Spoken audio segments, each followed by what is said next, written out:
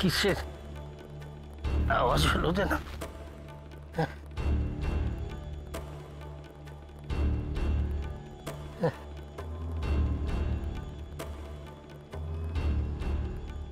এই এই আরে আওয়াজ শুনেছো? আগো আরে এই ঘুমোচ্ছে একেবারে মরার মতো। ঠিক আছে,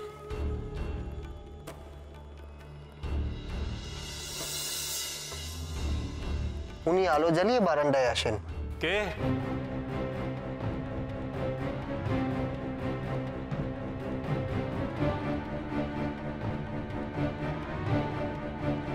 কিচ্ছু দেখতে পান না।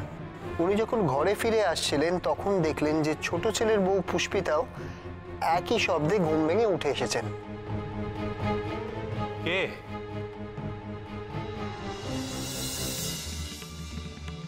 বাতাসে মনে হয় দরজাটা।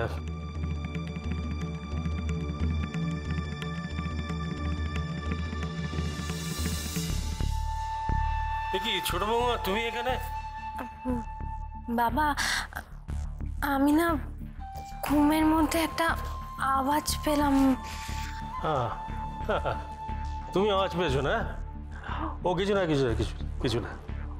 ওই বাতাসে দরজা নড়ে গেছে। যাও যাও, গিয়ে গিয়ে ঘুমিয়ে পড়ো, যাও।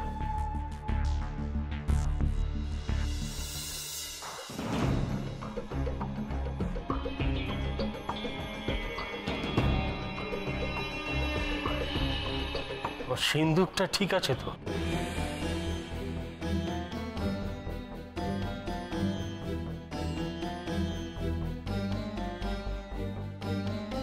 ওরা কোথায় থাকে?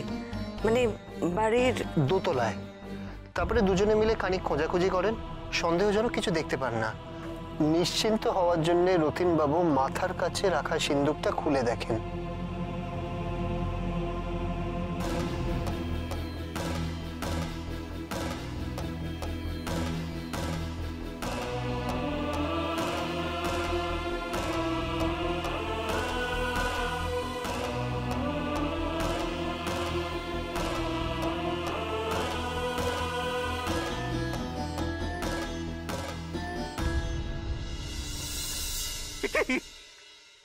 দুর্গা নেই।